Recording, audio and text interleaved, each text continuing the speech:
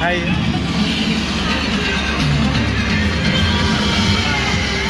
In Mexico's Oscar Nacho Libre with Jack Black, Three Amigos with Steve Martin, Martin Short, and Chevy Chase, and Criminal Minds Beyond Borders. But we are crossing the border now onto the streets of the Old West. Welcome to 6 Points, y'all.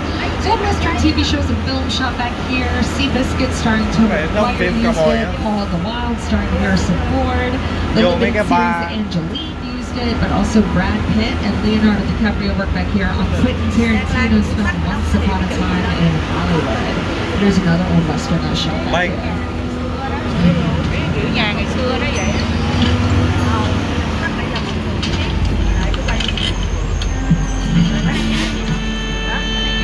This town ain't big enough for the both of us, Jimmy.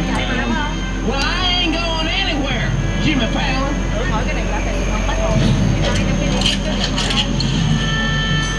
Now look here. Nice folks in this. Jimmy Stewart shot you there, Western. That's right. That's where I aim to shoot. Looks like we got ourselves a Mexican standoff. Lucky shot. Now what say you mount up and get out of town while we're getting good? All right. Well, I'll see you again, fella. Well, you can count on it, pal. As we pull out, if you look across that water, those sound stages, that's where the Boy Scout Films and American Song Contest. And 6 Points is called 6 Points because we have 6 streets. Back in the silent film era, when sound did not matter, a different film exterior scenes. Like the original Frankenstein, the original Dracula.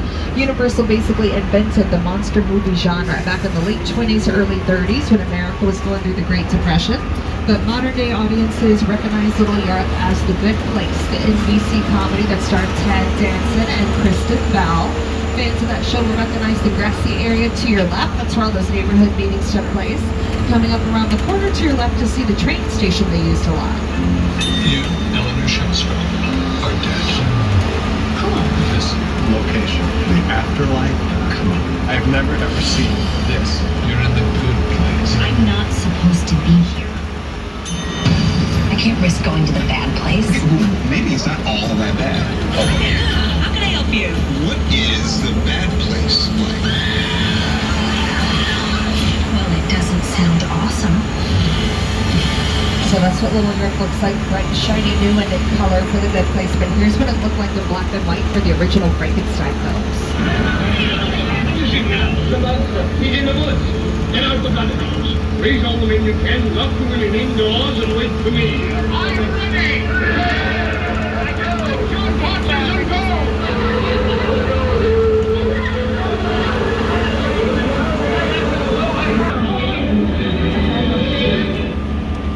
When you think of universe, we think of monsters. Dracula, Frankenstein, Bride of Frankenstein, The Mummy, The Hunchback of Notre Dame, The Invisible Man, Phantom of the Opera. classic films are just brilliantly made. That Frankenstein image, flathead, balls, it's one of the great icons of the world. that to me was like the essence of the Universal horror film. I was just mesmerized by these movies. Boris Karloff, Lon Chaney.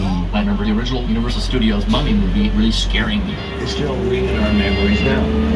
So whenever anybody is filming, it's what we call a high allowed to stay in here very long. The Fox Show Bone Shop this in here. He looks very upset. When I talk to him,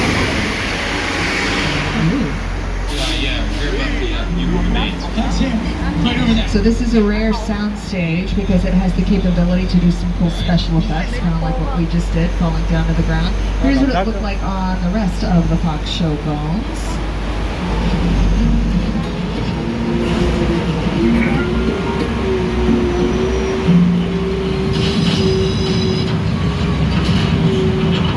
What's going on?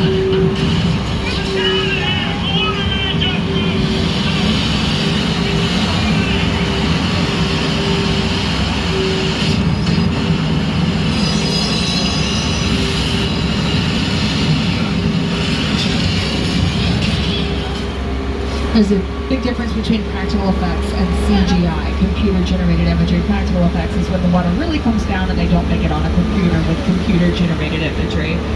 Nowadays, I feel like as audiences, we're used to seeing more CGI, the computers doing a lot of that heavy lifting for us, but sometimes you can't beat a good practical effect.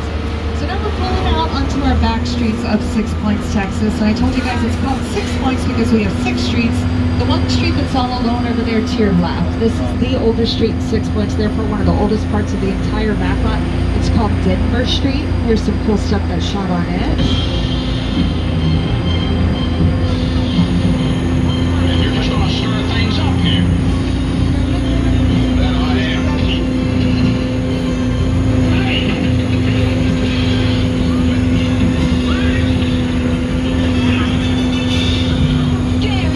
And now you guys get to see a behind the scenes glance at Bruce the Shark over there to your right. He's having some technical difficulties, so they're trying to figure out what's wrong with him, but rarely do you see him above the water like that.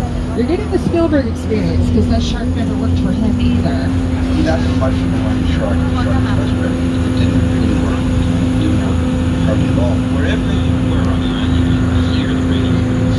They were always saying, the shark is not working. Repeat, the shark is not working. We just waited on that. We just waited. The shark worked well enough for while they were in the news. So I did owe the shark a lot. The shark's name was Bruce. Spielberg named him that after his attorney. Now all these tables and tents you see over here to your right, that's for food, for lunch for the cast and crew of Never Have I Ever, Mindy Kaling's Netflix show. They were out here filming the past few days. They film on the street to your left. If you know the show, the main character Davy, she lives on that street. Now you might know that street better as Wisteria Lane from ABC's Desperate Housewives.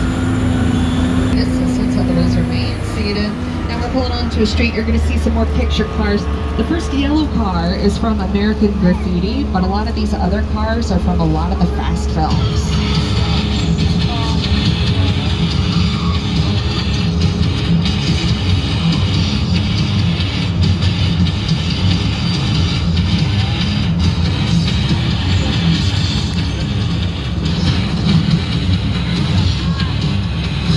Kind of looks like somebody's got a pretty cool car collection, but I don't think it's the guy next door, because the guy next door is a psycho.